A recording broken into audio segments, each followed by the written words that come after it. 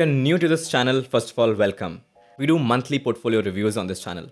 You can check out the series here. After the portfolio review, all the designers featured can apply for a mock interview. Now, in this mock interview, we assume you're applying for a certain design role. Then we go on to have what we call an exploratory conversation, where we ask where you come from, what made you a designer, what you're looking for next in your career, and of course, you get to ask the questions as well. You will see clips from interviews of Shriya and Kshitij. Shriya was applying for a role of product designer, while Kshitij was applying for a role of a design intern.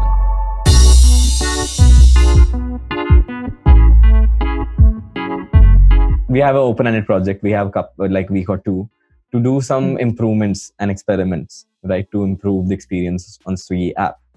And what kind of things would you like to improve, or how would you go about that process of, what improvements we could make? You find out what the problem is and why people, if the people who are already using it, and what problems do they face? Like, why are they not engaged with the application? Right. So can you speak a little more to the word? What do you mean by engaged on the application? More hooked to the app. Like, why, if they use the application, why do they quit quickly? Or is it just straight to the point of ordering food? Or do they require something else as well? Let's say whether they want to spend some time, suppose they're waiting for a delivery to happen and they want to just spend time on the application. It should be like include games as well, online games, something like that. About it from like step below, right? Let's step back. Now, when do you personally open Swiggy? Whenever I'm ordering food, like it's whenever I want quick delivery of my food item, I open Swiggy. Right. And how fast are you able to do it faster on Swiggy or Zomato? Where are you able to do it faster? It's not a big difference, I think, in my opinion. Zomato is more about finding more food items, and Swiggy is more focused on what you've already ordered and then reordering or ordering for the same restaurant but different items. So I think that's where the difference lies. Because in my experience, every time I've used Zomato, it's been to discover more restaurants or more food items. And it's never been to go to the same place and then order again. Explore a restaurant and see what all restaurants are better, what all are to my liking. I would want an option to explore the nearby options, to have more open options available for me. And but that's not food delivery problems, right? Yeah, so it needs to be food delivery focused. I mean, we can change either one. Like I was assuming, like we spoke about Swiggy, so because we agreed that a business is not restaurant discovery. So in Swiggy's context, like if we are talking, then I was from there. My assumption was coming that let's talk about food delivery specifically. Okay. Right, I see. At this point, you may believe that the interview is not going that well. But from an interviewer point of view, the fact that you were able to catch that misalignment and acknowledge it is a green flag. And you will hear this terminology often, red flags and green flags. There are certain behavioral aspects that you flag as red flags where you want to dig in more and understand that. And there are certain behavioral aspects which you find a cultural match. For example, honesty or saying that I don't know. Acknowledging that you don't know or that we are not on the same page in middle of a conversation is a great skill to have. Because when we start working out in real life, the faster we arrive at that conclusion, the faster we can start working on building a shared understanding. Not sure to be honest. Cool. I'm going to turn the question slightly around, right? And let's imagine you have two apps where you can book a cab, right? Now, we're only going to look at the time taken from you opening the app, booking the cab, right? So you open the app and you book the cab. When the cab comes, whether all those factors we'll not look at, right? Now, one app is designed to the point, right? So, and one app is not right, and one app is not designed like that nicely, that to the straightforward to the point. Now, if you were looking at engagement metrics, like we spoke about, which is time taken, number of clicks, how long was the user using the app, which one would have better analytics, like in terms of engagement? So the one with a bad design would obviously had a would have more engagement, but it would be then, let's say, one-time use or a two-time use. Because if a design takes a lot of time to get to the point, I wouldn't be using that application again. I prefer something much more easy and much more simple. So if you consider the overall engagement rate over the couple of years, let's say, and you were to see how long does a person use that application as a whole over, let's say, 5 years, then obviously the one that's direct to the point would have more users inclined towards it. Right. So you're saying the retention would start dropping off because, and long-term engagement will start dropping off because it's harder if to it's use a bad design. Yes. Cool. You in person should be way more interesting than your portfolio or any of your case studies. But how do you do that? Well, Shriya, Shekhar shows us how. Interested in design. Just want to know a little bit of the background. What got you into it? So when I was graduating, not that I graduated long time back, but I did not even know about design. It was just a normal campus placement, and I got into this company which was a e-commerce solution provider. They had asked me to choose between front end and back end. I chose front end. There was a lead who always used to say, this is not good experience. This is not good experience. I used to ask her, what is experience?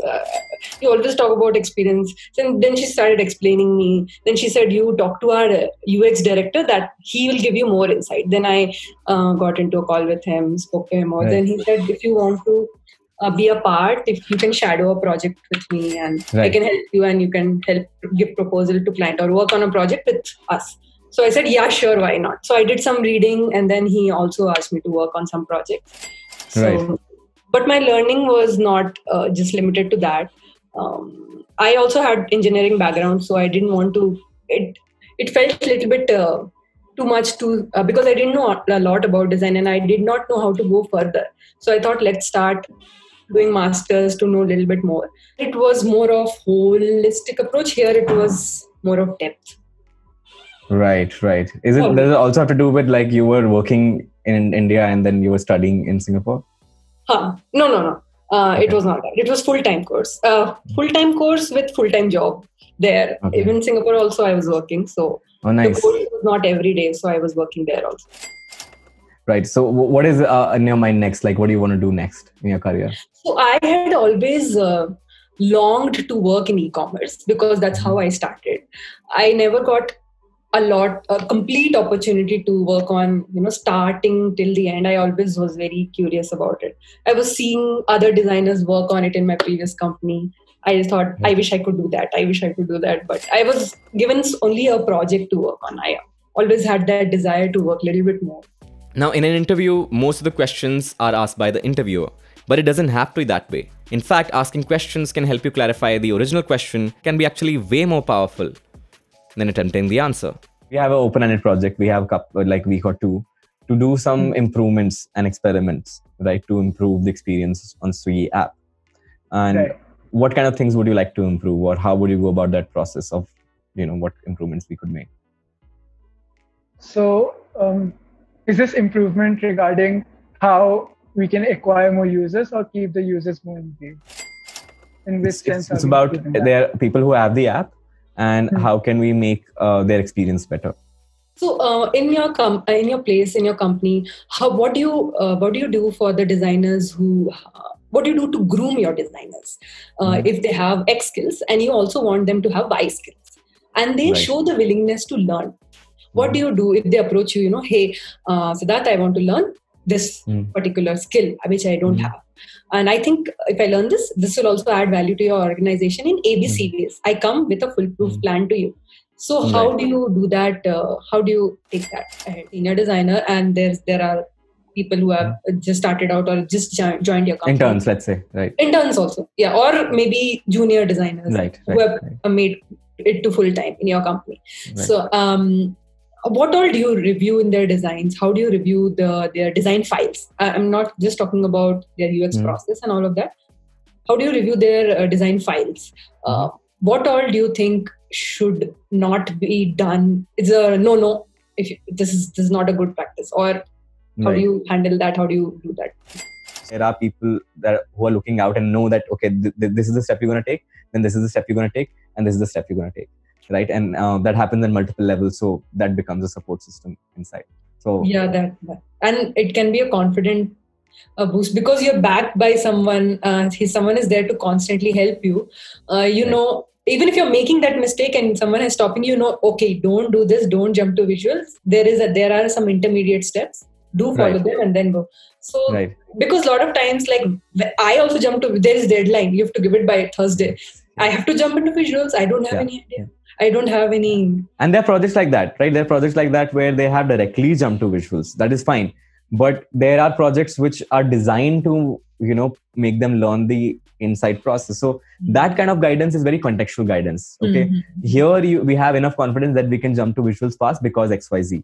Here you do not want to jump to visuals because XYZ. That because is very important in the process as well. So you develop a thinking process as a design. Okay. Understood. Right? Understood. Yeah, so that is why we pair people. Otherwise, you will know, okay, the visual didn't work. And then you will go like, okay, I discard.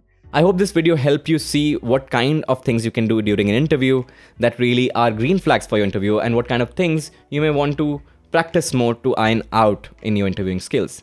So how do you practice? Well, apply. And second, you can ring up your friends or your seniors to walk them through your case studies and your portfolio and let them ask questions. You are more prepared before you get on to that one interview you really care about. And if you would like to participate in any of these mock interviews, check out the Telegram link below, join the group, send in your case study or design portfolio for review, and once the review has been featured, and we can set up the mock interview. Let me know in the comments if it was helpful and if you would like to see more of it, and what other kind of aspects of an interview would you like to see more of. Thank you so much for watching.